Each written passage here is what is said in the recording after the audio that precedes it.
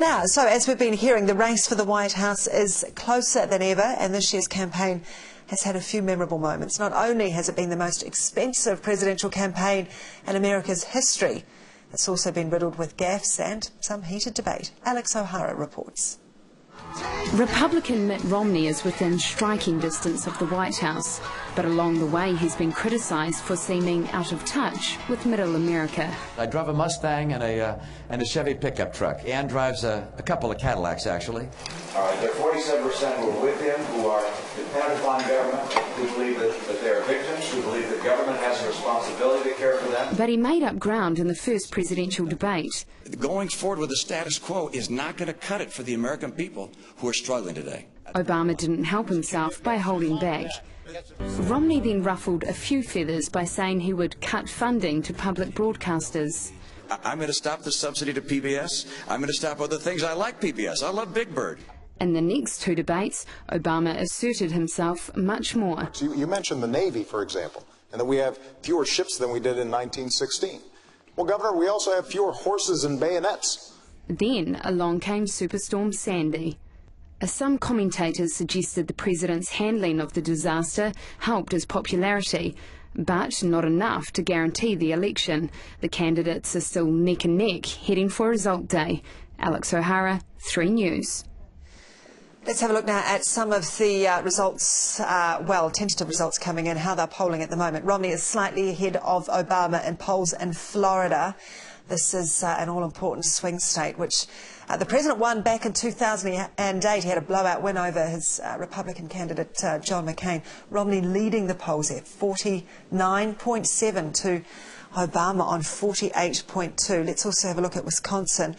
That shows Barack Obama leading comfortably ahead of Mitt Romney there, the challenger trailing behind on 46.2. And we can look at Ohio as well. Obama ahead there, 50%, while Romney back on 47.1. Those are just some of the key swing states. Also, North Carolina we have as well. Romney ahead there, 49.2 to Obama, 46.2, trailing there. And also, I think we can show you Pennsylvania. We can. Obama ahead there, 49.4. Romney trailing, 45.6. All over the place, the polling at the moment, really too close to call.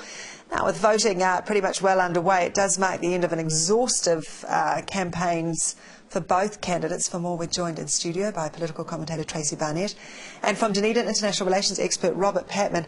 Professor Patman, if I could start with you, how would you characterise both of these campaigns? Well, these two campaigns have been intense and well financed and very competitive.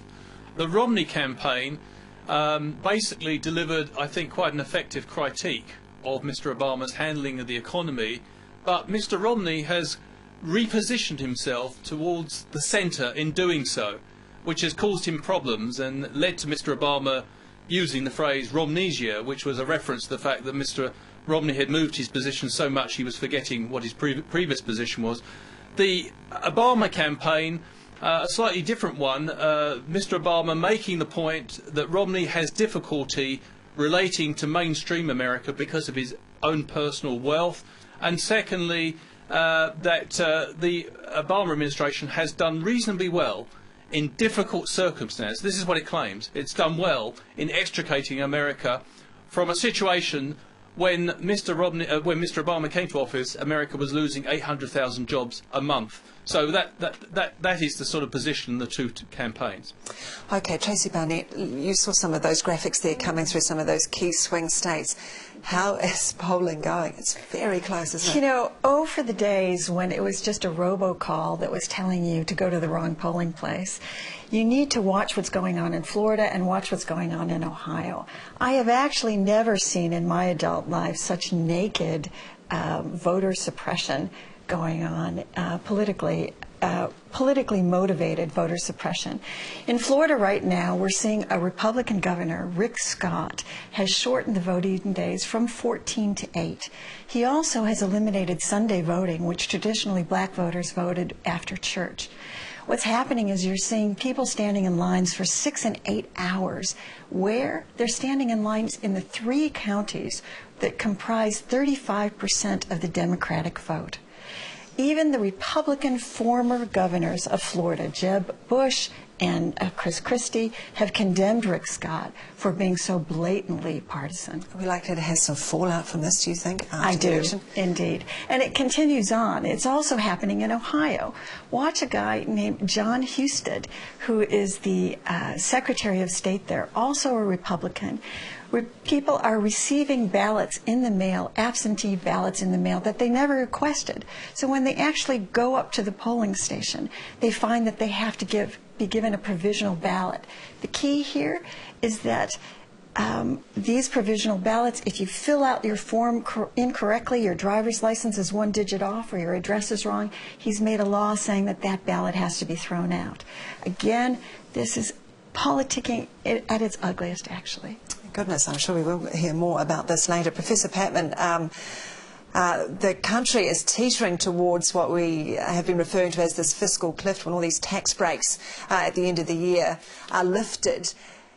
How crucial is that, do you think? How will each candidate perhaps deal with that, be it a Romney-led administration or an Obama-led administration, because it's rocketing towards this fiscal cliff, isn't it?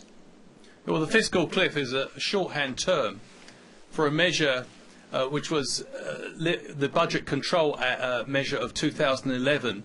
And amongst other things, this meant that there were temporary tax cuts for workers, which will be rescinded at the end of the year. And it also meant that a series of automatic, something like 1,000 government agencies, including the Department of Defence and Medicare, would suffer automatic cuts in their funding if the Congress and whoever's president does not negotiate the way forward before the end of before December the 31st of this year. So the stakes are very high. On the face of it, if nothing is done, and it's possible if Mr. Obama wins narrowly, it may not be possible to bridge a compromise to avoid the scheduled cuts to expenditure, or at least manage those cuts. If Mr. Romney wins, it's more likely there could be some sort of compromise, because it's more likely that the Republicans will continue to control Congress after this election. Okay, Tracey Barnett, Mitt Romney is talking sharp about, talking strong about what he's going to do. On day one, he says a lot, that he's going to put a lot of things in place. What's his priority, do you think, if Romney wins? What will he do first? Well, there's always an inherent difference between candidate Romney and candidate Obama and President Romney and President Obama. Romney has talked about the first thing that he'll do on day one is to repeal Obamacare. I think he will have a bit of a struggle on his hands to do that, but it's definitely has been a stated campaign goal that's been a really strong one. He's also talked about dealing with immigration and enacting an enduring solution to that. I'm not sure what the definition of that enduring solution is, but it's been a priority for both candidates on day one. He's also talked about approving the Keystone Pipeline, oil drilling, a pipeline that would go through Canada and to the States, which has been very contentious.